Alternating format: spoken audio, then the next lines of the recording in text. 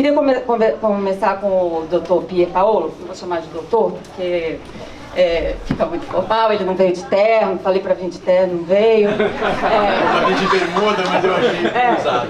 E aí, este assunto da liberdade de expressão, isso tem jeito? A gente vai conviver com isso, com ataques ou com repreensões de governos e de organizações daqui para frente? É o novo normal? Primeiro queria bom dia a todas e a todos, agradecer a Daniela pelo convite, agradecer ao Luciano ao convite e parabenizar pelo tema. Eu acho que esse tema é importante ser discutido, em especial a liberdade de expressão como um todo. Quando a gente fala em liberdade de expressão, muitas vezes a gente pensa só na imprensa e a gente esquece da liberdade de expressão artística ou acadêmica, né? E a gente acaba diminuindo um pouco o que a gente está falando. Mas basicamente, para tentar responder a tua questão e ser breve, porque eu acho que o ideal é que a gente possa fazer um debate, eu acho que tem jeito. Eu acho que a primeira sinalização do que é liberdade de expressão e quais são os limites, ela está na própria lei. Então, o que a gente tem assistido, na verdade, é que alguns grupos específicos políticos estão usando o tema liberdade de expressão para efetivamente proferir um discurso de ódio. Agora, isso pode ser feito, essa deturpação é possível. Enfim, eu sou advogado, vocês me perdoem, eu gosto muito da questão legal, mas é que a lei no Brasil, ela já oferece alguns caminhos e algumas balizas para a gente definir isso, e eu acho que é importante que a gente conheça isso até para tentar resolver. É claro que não vai resolver todos os problemas, mas basicamente, isso é bem rápido aqui, a gente tem um problema de conteúdo e de forma. A Constituição diz, a liberdade de expressão é ampla, então todo mundo tem direito a expressar o que quiser, mesmo as ideias mais estúpidas possíveis. No entanto, existem alguns limites. E esses limites estão basicamente no Código Penal e em leis especiais. Primeiro, os crimes contra a honra. Calúnia, injúria e difamação. Eu posso expressar o que eu quiser, mas eu não posso acusar alguém de um crime que eu sei que ele não cometeu, por exemplo. Isso é calúnia, isso não pode estar previsto em lei. Evidente que quando a gente está falando de personalidades políticas e públicas, isso é reduzido. Por quê? Porque em relação a essas personalidades eu tenho um direito de crítica muito mais amplo, muito mais aberto do que pessoas privadas. Mas de qualquer maneira eu tenho aqui os crimes contra a honra. Discurso de ódio, né? A gente tem uma lei, que é a Lei 7716 de 89, que diz que qualquer apologia de ódio contra determinadas raças, determinadas religiões, determinados gêneros, também é crime. Então, basicamente, fora disso, a liberdade de expressão ela é ampla, ela é plena, mas eu tenho uns limites muito claros. Então, quando o sujeito diz que ele defende a liberdade de expressão para fazer discurso de ódio, para, como aconteceu nos Estados Unidos, para queimar uma cruz no quintal de alguém, que é um símbolo claro, alusivo a Ku Klux Klan, quando o sujeito prega a liberdade de expressão para fazer esse tipo de conduta, ou praticar esse tipo de conduta, ele está efetivamente incidido num crime. E quando um tribunal, um juiz, um Supremo Tribunal Federal toma medidas em relação a isso, ele não está avançando sobre a liberdade de expressão, ele está efetivamente cumprindo a lei. Agora, fora disso, o sujeito quer defender uma ideia estúpida, uma ideia imbecil, eu não vejo aqui nenhum problema, desde que ele não pratique o crime contra a honra, desde que ele não faça apologia ao crime, desde que ele não incite a agressão, a violência e o discurso de ódio. Então, veja, esses limites, para mim, eles são bastante claros. Quando a gente fala no Daniel Silveira, por exemplo, dizendo eu quero fechar o Supremo, querer fechar o Supremo está dentro da liberdade de expressão. Mas quando ele diz, eu vou lá e eu sugiro que vocês entrem no Supremo, peguem o ministro pelo pé e joguem no rio, isso já está fora da liberdade de expressão. Por quê? Porque eu estou defendendo o ódio, eu estou incitando a agressão. Então, Dani, só para te dizer, eu acho que tem aqui um limite claro previsto em lei, a gente tem que, a partir desse limite, fazer as discussões. Deixa depois a discussão sobre o procedimento, ou seja, como é que eu impeço isso nas redes sociais, que é uma outra discussão importante. Sim, eu queria que o Pedro falasse, porque é interessante isso. Existe uma lei, as leis estão ali, existem as limitações, isso tudo que você disse, mas a peça dele foi cancelada. A lei te ajudou? Queria que você contasse um pouco o que aconteceu com você e por que essa lei ela te ajudou, ela não te ajudou e como é que foi o seu suporte para isso. Olha, primeiro agradecer aqui a possibilidade de estar aqui discutindo isso. Agradecer a fala, agradecer a Manuela, enfim, Samambaia, essa possibilidade de estar aqui. Porque eu acho que bons ventos sopram novamente, mas ao mesmo tempo acho que também não é o momento da gente se iludir. Acho que justamente esse encontro vem já de encontro isso que talvez seja o mais importante do momento, que é compreender como chegamos aqui, né? E, sobretudo, pensar, investigar e pensar em possíveis reparações para tantos danos que foram cometidos, não diria apenas nos últimos 4 anos, mas nos últimos 6, 7 anos. Na verdade, essa discussão, acho que sobre a censura, a liberdade de expressão, ela tem a ver diretamente com uma certa ideia de democracia, que no caso do Brasil, acho que, enfim, sabemos que nunca chegamos a exercê-la plenamente, né? Nas suas diferenças, na multiplicidade da sociedade brasileira, né? E então, no caso específico da peça do Caranguejo Overdrive, que acho que é o exemplo que eu vim trazer aqui, a primeira coisa que eu fico pensando, assim, que eu acho que... Desculpa, só conta um pouco o que era a sua peça e o que você falava ali. Vou contar. Mas só um ponto antes. Que acho que no campo artístico, o fundamental é a gente posicionar uma criação pensando a imaginação política. E a imaginação, necessariamente, tensiona certos pontos da realidade, certas normas, né? Então, caberia à arte, talvez, esse espaço, talvez, essa é uma discussão jurídica, de excepcionalidade em certos pontos, justamente para poder catalisar essa imaginação política, para a gente poder imaginar outros Brasis, outros devires, outras possibilidades, né? Então, acho que esse é um ponto interessante. No caso específico, Caranguejo Overdrive, a peça é uma peça que estreou em 2015, é uma peça que vem de um processo de 10 anos de pesquisa, de um teatro independente, um teatro criado como experiência, como experimentação, e essa peça comemorou esses 10 anos de atividade em 2015. E a peça, resumidamente, aqui eu posso falar para vocês, essa peça ela parte de uma provocação do nosso baterista, um músico colaborador, nascido em Recife, de um livrozinho, um romance, né, do Josué de Castro, chamado Homens e Caranguejos. E, enfim, essa provocação nos pegou e nós resolvemos criar uma peça, Caranguejo Overdrive, que passa e reconta a história do antigo mangue do Rio de Janeiro, que, enfim, uma antiga área, o Mangal de São Diogo. Enfim, hoje é a área central, onde fica a prefeitura, ali na Presidente Vargas, Praça 11, e, enfim, e a peça narra, na realidade, a peça foi escrita bem nesse contexto das Olimpíadas, né? Foi criada nesse contexto das Olimpíadas, onde havia uma discussão sobre a cidade, uma discussão sobre a relação com a cidade, sobre o direito à cidade, e a peça narra essa primeira investida nesse processo de urbanização, ainda no século XIX, que trouxe ao Rio de Janeiro um ar mais urbano, um ar mais europeu, né? E ao mesmo tempo cometeu uma série de injustiças, uma série de violações, uma série de... Enfim, que mal ou bem a gente via espelhado também naquele momento, né? Então a peça, ela tem já uma trajetória desde 2015 muito, assim... Enfim, uma peça que nos alçou de um grupo independente para apresentá-la no Brasil, apresentá-la internacionalmente. E em 2018, nós fomos convidados para apresentar esse espetáculo na comemoração dos 30 anos do Centro Cultural Banco do Brasil. Enfim, um centro cultural de grande importância, que, enfim, nos formou, inclusive como artista, que eu tenho tenho um grande respeito. Mas, ao mesmo tempo, fomos convidados e, enfim, nos articulamos. Nós apresentaríamos tanto o Caranguejo Overdrive quanto uma peça posterior chamada Guanabara Canibal.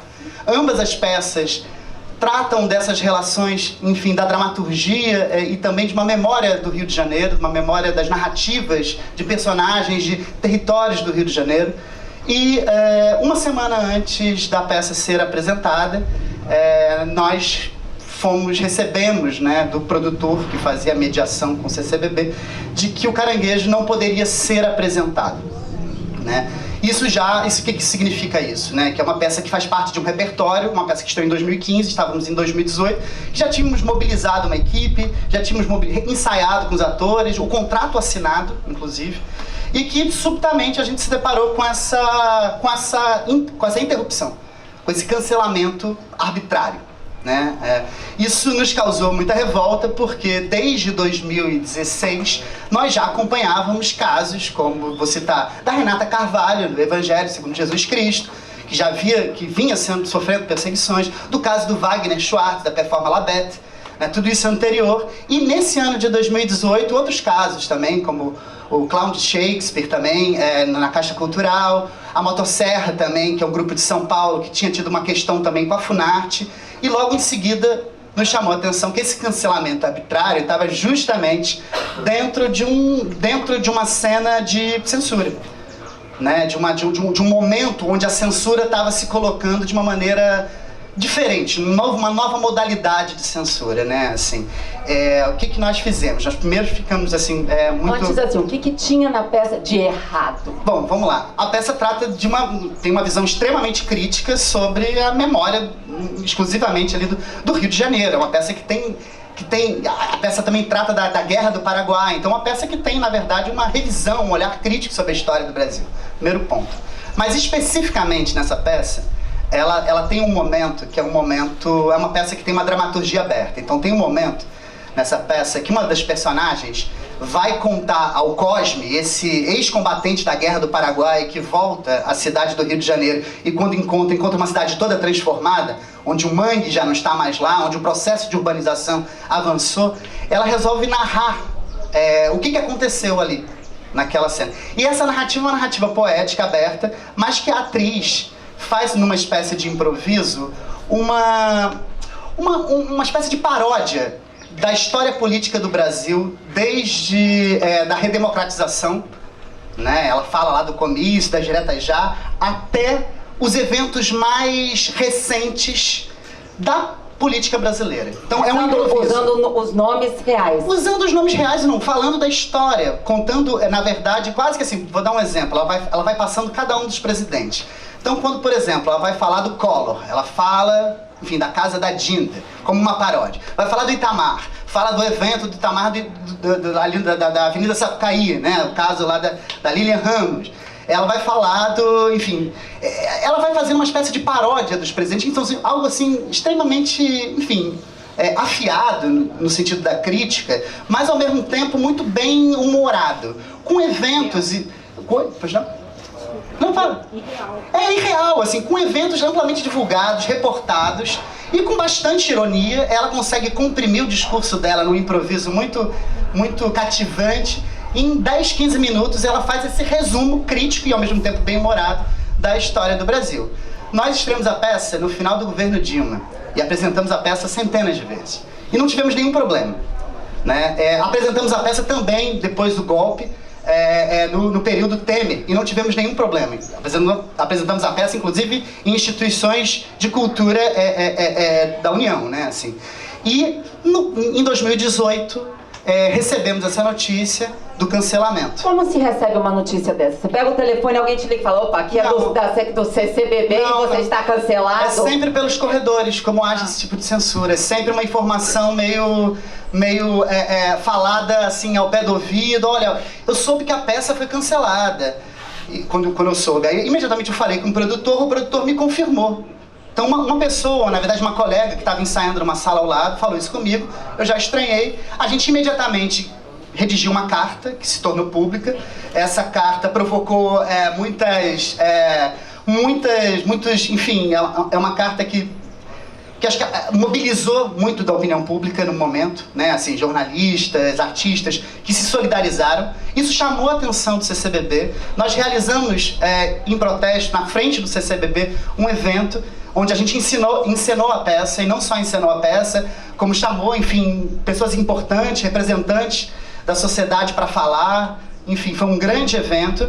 E nesse momento, e esse evento tinha como finalidade justamente porque o CCBB se silenciou diante desse nosso questionamento. Então esse evento tinha como função mobilizar ainda mais para exigir uma resposta. E eles emitiram uma resposta.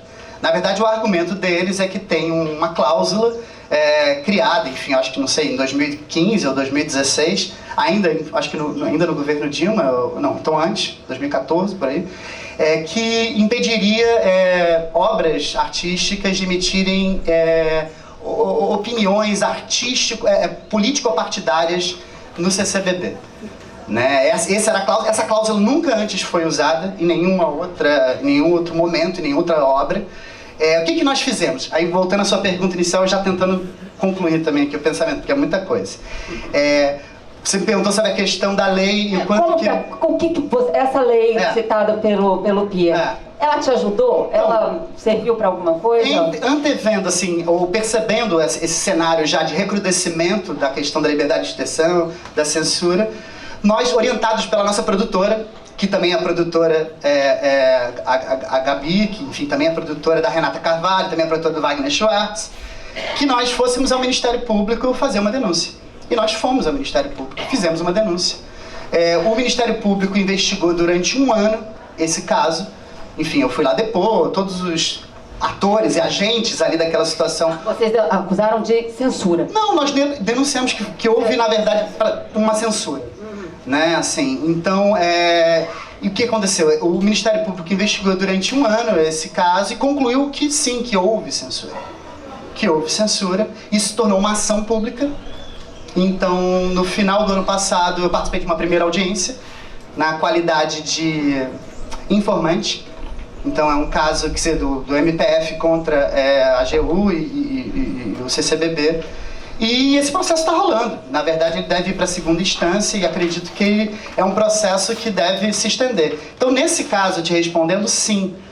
Acho que apesar, enfim, da gente presenciar um Estado que historicamente, né, nunca foi muito aliado da sua sociedade, né, assim, que persegue, que criminaliza, mata, como é possível ver, né, assim, nesse caso, acho que assim, o Ministério Público ele agiu de uma maneira, enfim, de uma maneira importante, de uma maneira significativa, no sentido dessa luta da liberdade de expressão. Né? Tem 3 anos esse episódio e ele ainda... 3 ou 4 anos. E você nunca mais montou essa peça? Não, nós montamos. Nós fomos convidados para fazer a peça em alguns festivais que justamente, enfim, levantavam o tema da liberdade de expressão, Verão Sem Censura, no CCSP em São Paulo, depois num festival em Niterói. Enfim, a peça continua viva. É claro que o que aconteceu com a cultura nos últimos 4 anos, o que se intensificou foi um desmonte, uma destruição, uma coisa seríssima, sobretudo de asfixia financeira. Agora, essa é uma pergunta curiosa. Por isso que a peça não acontece mais, porque tudo foi desmantelado. Nessa ação, quem é o agente que vocês acusam? É um funcionário do CCBB ou é o CCBB... A censura não é crime. A censura não é um crime. Isso é um ponto importante. É um ato, no caso do CCBB, por ser um órgão público, é um ato de improbidade administrativa. Né? Então esse é um primeiro ponto. Na verdade, o que a gente pede, na verdade, o que o Ministério Público pede, é uma coisa como reparação, não é nenhuma grana, não é nada disso. É simplesmente a possibilidade daquele contrato assinado que foi cancelado de uma maneira arbitrária, possa acontecer, de que a gente possa apresentar a peça lá, que possa remunerar os atores e artistas da peça que contavam com isso, que sofreram danos materiais nesse caso, e os danos morais é claro que sim, porque o tipo de estresse, o tipo de exposição e de vulnerabilidade que você assume, né, quando isso ganha uma proporção maior, quando isso entra de fato no debate público, em termos de internet, em termos de ataque. E claro, é um sinal, você está sinalizando para as outras pessoas que estão montando peças iguais a essa, que a coisa você tem que pensar 2 vezes. Movida por uma história que eu descobri do meu pai, que foi um perseguido político na época da ditadura, nós encontramos documentos e provas de uma investigação de um grupo político que ele fazia parte. Quando a gente se deparou com esse material de perseguição, a gente logo criou uma analogia com textos teatrais, porque toda a investigação que se tem dos casos de grupos perseguidos da época da ditadura é feito em formas de relatos descritivos de personagens, pessoas, cenários, o que faziam, como se locomoviam, como se moviam, como se organizavam. E quando a gente se deparou com esse material, eu percebi de cara uma distinção de como o Estado dividia os grupos entre uma guerrilha armada e grupos com uma guerra psicológica. Então, no momento, em 2019, quando a gente se deparou com esse material familiar, a gente já estava percebendo uma atualização dessa guerra cultural que a gente estava vivendo. Então a gente se deparou com uma censura de uma época da ditadura e falou, gente, mas alguma coisa está sendo revivida agora. E não pudemos escapar. A gente olhou esse assunto e decidiu fazer uma peça a partir de uma descentralização da criação. Criamos umas oficinas em diferentes territórios da cidade do Rio de Janeiro e convidamos os artistas a poder articular novos pensamentos sobre a história que estava sendo contada e sobre a história que estava desejando se repetir. Quando a gente pega esse tema político e traz para o momento atual, a gente criou um desejo muito grande de quebrar com essa ilusão da plateia e do público. Então a nossa peça, ela se propunha a ser realizada numa roda de conversa, com o seguinte questionamento. A gente falava, estamos aqui numa roda porque a peça que a gente ia montar, ela não pôde acontecer. Então eu queria perguntar o porquê que vocês acham que essa peça não pôde acontecer. E desde a primeira apresentação já vinham vozes completamente dissonantes. Algumas pessoas falavam essa peça foi censurada e outras pessoas falavam não existe censura no Brasil. E daí para ladeira abaixo, nesse lugar de nós atuantes termos que mediar diferentes interpretações sobre um Brasil que estava assim urgindo por uma união de pensamentos, onde estava, né, cada vez mais divergente, onde estava todo mundo brigando. Então, ao invés da gente fugir desses pensamentos diferentes, a gente quis trazer todos eles para uma cena e dialogar, e fazer com que fosse possível pensamentos contrariantes estarem juntos e sem um lugar crítico, porque logo vai para uma briga, né, para uma discussão. E tivemos muitas discussões nesse espetáculo, tivemos diversos advogados, tivemos pessoas que foram torturadas, tivemos familiares de torturados, tivemos pessoas de extrema direita. Então foi bem desafiador a gente trazer uma história que já estava no passado para um momento atual de uma repressão gigantesca que vinha do espetáculo do Pedro e de outros dezenas de casos que o Mobile até pôde relatar. Então eu sinto que o meu posicionamento enquanto artista, ele vai muito mais no caminho do diálogo do que da exclusão da palavra, do que da separação das ideias. E eu acho que essa mesa aqui hoje também, né, fala da liberdade de expressão e diálogo. Então eu trouxe até um trecho da crítica que o Patrick Pessoa fez sobre essa peça e publicou na Cobogó, que fala justamente sobre essa possibilidade do diálogo como uma ferramenta de construção de novos imaginários. Então, ele traz aqui A Prova de Amor, é uma peça que é uma roda de conversa. Antes dos últimos episódios envolvendo a censura de tantas peças Brasil afora, inclusive Caranguejo Overdrive, a ideia desse espetáculo era fazer um debate sobre uma peça que não pôde acontecer. O espetáculo efetivamente se abre para uma recepção dissonante. Como os atores que colaboram na construção da peça, também nós públicos somos convertidos a mimeógrafos ambulantes. Imaginar que alguém possa ter sido preso, torturado, até mesmo assassinado por uma ação de alcance subversivo tão limitado como difundir ideias, arrepia os cabelos dos espectadores que hoje assistem a tantos artistas serem silenciados. E a pergunta que ele deixa é: por que os poderosos têm sempre tanto medo da arte e dos artistas? Só um complemento, porque nesse caso, esse grupo subversivo era um grupo de guerra psicológica, que na verdade era um grupo de adolescentes, jovens, muito jovens, nos anos 60, 70, na verdade já, que se reuniam simplesmente para divulgar, fazer pensamento e divulgar como mimeógrafo, por isso que eles citam, as suas ideias. Então, que as pessoas estavam sendo perseguidas, torturadas, que não se trata da guerra de guerrilha, mas uma guerra psicológica, né? Que estavam sendo torturados assim, por difundir ideias, né? Assim, por fazer uma crítica e usar as ideias como armas, né? Isso é interessante, porque tem medo da cultura. E uma das coisas, assim, nesses últimos anos, houve 2 episódios no âmbito da cultura que viraram assim, no manual do negacionista, do apoiante de ultradireita, que sempre citar aquela peça que todo mundo ficava pelado e falava assim que um enfiava o dedo no outro, não sei o quê. Isso virou um ícone. E a outra coisa, a Lei Rouanet, né? Que foram duas coisas assim, como se fosse a grande farra, a grande Gomorra, Sodoma e Gomorra ali dessa gente, né? E aí eu volto ao Pir, com aquela coisa que você comentou para a gente voltar. Você disse, explicou, existe a lei, não sei o quê, mas como que faz isso? Porque, assim, uma das coisas que todo mundo fala assim, existe metade do Brasil, né, que compactua com essas ideias e não gosta de quem pensa diferente, né? Então, assim, essa ideia também de que as coisas vão... 1º de janeiro, né, desce um unicórnio e tudo fica normal e as pessoas começam a achar que está tudo incrível de novo, ela é ingênua, né?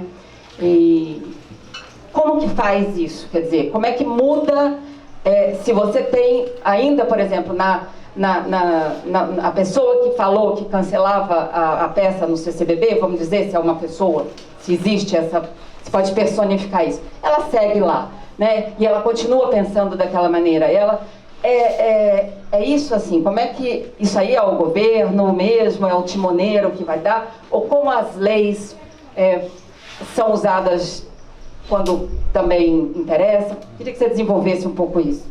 A gente ia falar para frente, tentar apresentar soluções, mas eu juro para você que pensando a noite inteira como tentar fazer isso, enfim.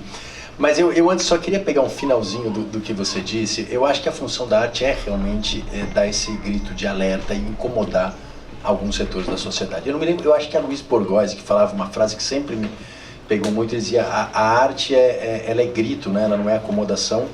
E ela falava algo muito forte, ela falava, a arte cômoda deixa com uma maldição o quarto onde a humanidade agoniza. Ou seja, ela não serve para absolutamente nada. A arte tem que ser algo que choca. E sempre chocou, assim como a imprensa sempre incomodou os governos. Ou seja, esse incômodo faz parte da vida social. O que começa a gerar um problema é quando o governo estrutura formas de censurar, de cercear tanto a arte quanto a atividade jornalística. E aí eu acho que a gente precisa tomar muito cuidado, porque essa censura sofreu um redesenho, um remodelamento. A censura na época da ditadura militar era uma censura crassa, expressa. Ela vinha através de decretos, de lei e de repressão policial. O que a gente veio assistindo nos últimos tempos é uma sofisticação dessa censura, porque ela não se apresenta mais como uma repressão. Ela se apresenta, como você diz, no fechamento de formas de financiamento.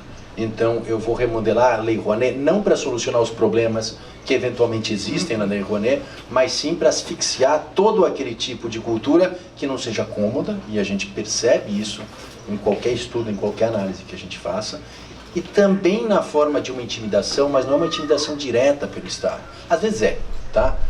Mas é uma intimidação de você organizar certas milícias, físicas ou virtuais, para intimidar aquele que incomoda. E Dani, você sabe bem, porque uma série de colegas seus sofreram esse tipo de situação. Então o jornalista faz uma matéria que incomoda, faz uma crítica que incomoda, não é mais o governante que manda a polícia instaurar um inquérito, mais uma vez, às vezes isso acontece, mas mais do que isso, é uma milícia virtual gigantesca que expõe o nome, expõe o endereço, expõe onde o filho estuda, e isso faz com que não aquela matéria seja objeto de censura, mas faz com que aquele profissional se intimide de continuar exercendo a sua profissão da forma como ele deve exercer.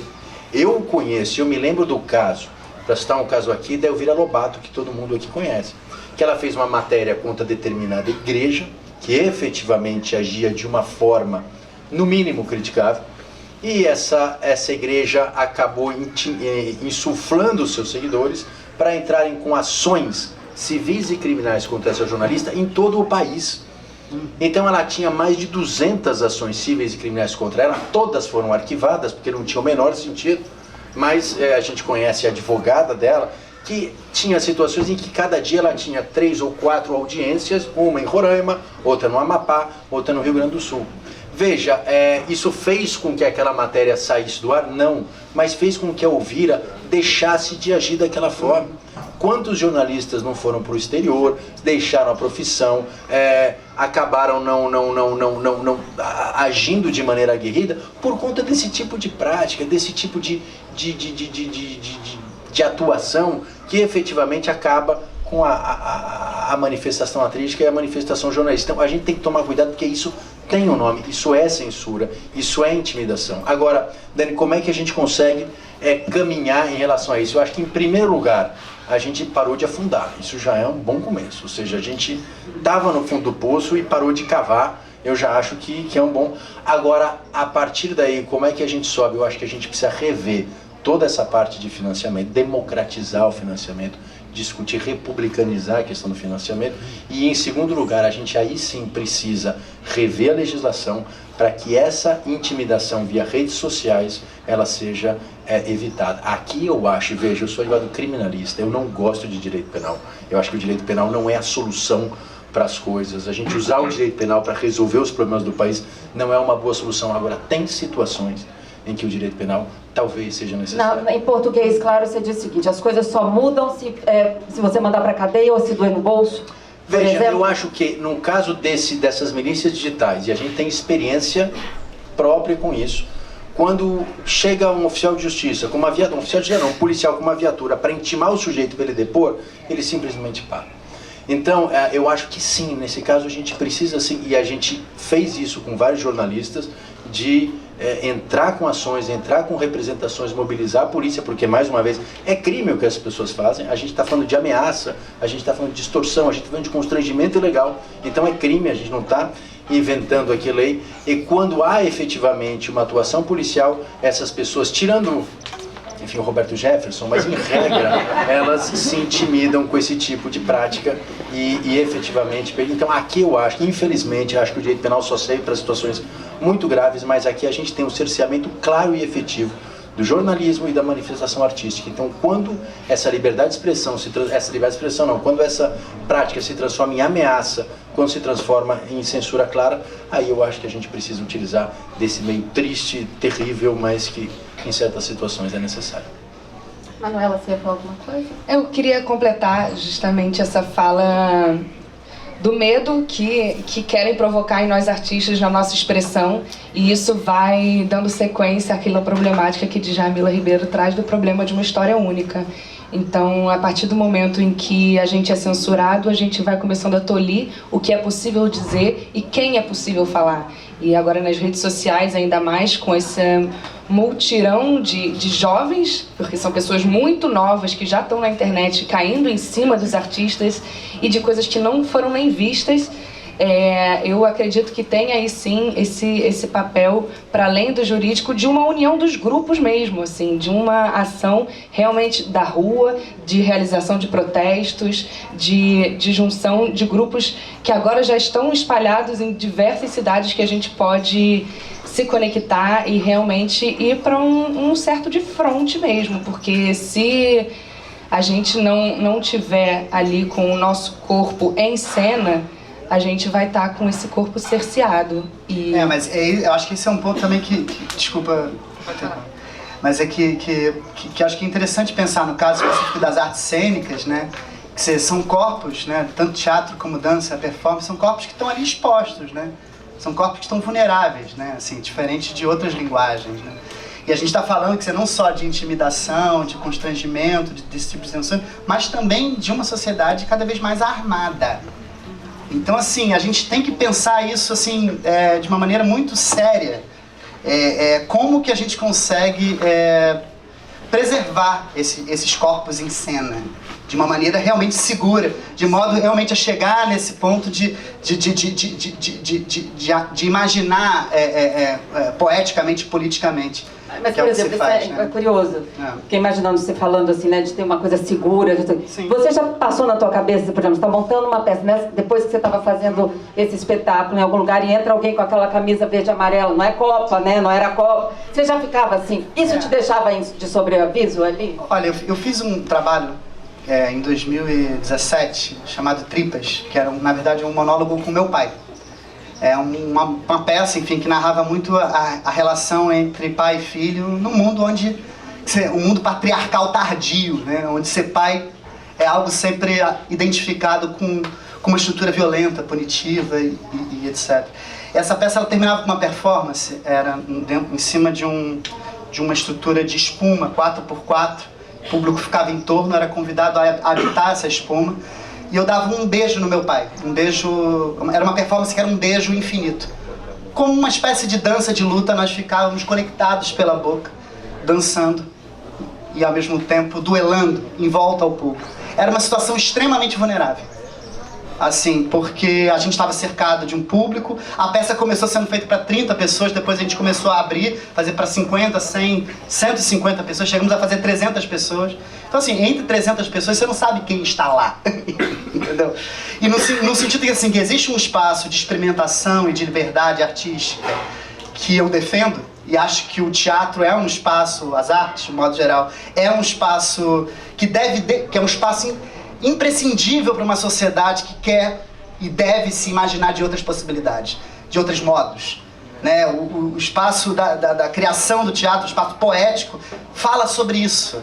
Então, assim, se esse espaço é constrangido, como é que você imagina outras possibilidades para esse país? Outros modos de organização para essa sociedade? Quer dizer, um país, uma nação que tem isso reprimido, assim, tá fadado a um fracasso, a doença. É uma doença da sua alma coletiva, entendeu? Então, nesse caso específico do Tripas, a gente passou por alguns constrangimentos. Mas também é importante falar por muitas demonstrações também de amor e afeto. Né? Quando acontecia essa performance, enfim, tem todo um desenrolar da peça que não me cabe falar aqui, mas essa situação bastante exposta, de um pai e um filho conectados pela boca dançando em cima dessa coisa. Então, a situação que a gente viveu, muitas manifestações belas também, de acolhimento e de cumplicidade, de solidariedade, né, de estar junto, que é o que a gente sempre espera, mas em alguns momentos também situações de constrangimento, né, assim, situações onde, enfim, nos atacavam, tipo, batiam a porta, porque, só para explicar melhor também, para não ficar tão solto, essa peça acabava com essa performance, e a gente ficava nessa dança, se beijando, até o último espectador sair do teatro. Então era uma performance duracional, ou seja, ela durava um tempo que dependia da resposta do público em relação à recepção dessa performance. Né? Então, em alguns casos, nunca sofremos um caso de uma intervenção ou de uma violência física, mas em muitos casos tivemos que ouvir manifestações bastante violentas, bastante agressivas. Eu só queria completar e isso também. Hoje, eu não sei se eu faria essa performance no momento que o Brasil... Porque eu acho que a gente tem uma população armada. E isso, eu acho que isso está na pauta da discussão sobre o futuro. Tem que controlar essas armas todas. Na verdade, assim, que não é possível um país que vive... enfim, é isso. Eu tive um cliente que era ator e levou um soco enquanto estava atuando no palco. O sujeito, faz 2 anos, já nessa época que você mencionou, ele levantou da plateia, subiu e deu um soco nele. Ele falou o quê? Ele estava fazendo o quê? Eu não me lembro exatamente, mas era uma peça, não era nada perto da performance do Pedro. Essa sem vergonhice que o Pedro fez. Não, assim, mas era uma coisa muito mais light do ponto de vista dessas pessoas da recepção, e o sujeito subiu, deu um soco nele, e o shopping não tem imagem de câmera e nem imagem do carro do sujeito, não conseguiu descobrir quem é aquela pessoa, ou seja, é algo chocante. Desculpa, eu só quis dar esse exemplo que eu achei... Posso só complementar uma outra coisa? Acho que o que a gente percebe, assim, que eu acho que, puxando até o gancho também da discussão desse passado mal elaborado, que é um passado de autoritarismo, da ditadura militar, civil-militar, né, que eu acho que na verdade é isso que toca, né? Eu acho que isso que a eleição de Bolsonaro sinaliza, né, de um passado que não foi elaborado por uma sociedade juridicamente, simbolicamente, né? Mas eu acho que nos anos 70 para cá, eu acho que se avançou muito no debate sobre a liberdade de imprensa. Queria puxar um pouco também isso. Mas eu acho que a cultura, nesses últimos anos, assumiu uma vanguarda, a imprensa também, mas a cultura assumiu uma vanguarda, um lugar de resistência muito ativo. Muito ativo. E nós, ao mesmo tempo, eu acho que toda essa situação serve para a gente poder refletir de que modo, assim como a liberdade de imprensa essa construção dessa ideia foi sendo elaborada ao longo da história nas últimas décadas, eu acho que a partir de agora nós temos que entender como que a expressão artística, a cultura, pode ser salvaguardada no seu trabalho, no seu emprego, porque isso é importante falar. E né? não só por quem é da arte, né? Não, pela sociedade. Quer dizer, os artistas, a arte, a cultura, quer dizer, a discussão que se tem hoje é pensá-la como somos Utilidade pública. Somos trabalhadores. Estamos exercendo um trabalho ali, uma atividade, né? Uma atividade uma atividade profissional. Então, como essa atividade profissional pode e deve ser resguardada, salvaguardada pelo Estado, né? E pelas leis. Eu acho que esse é o avanço, me parece. Certo.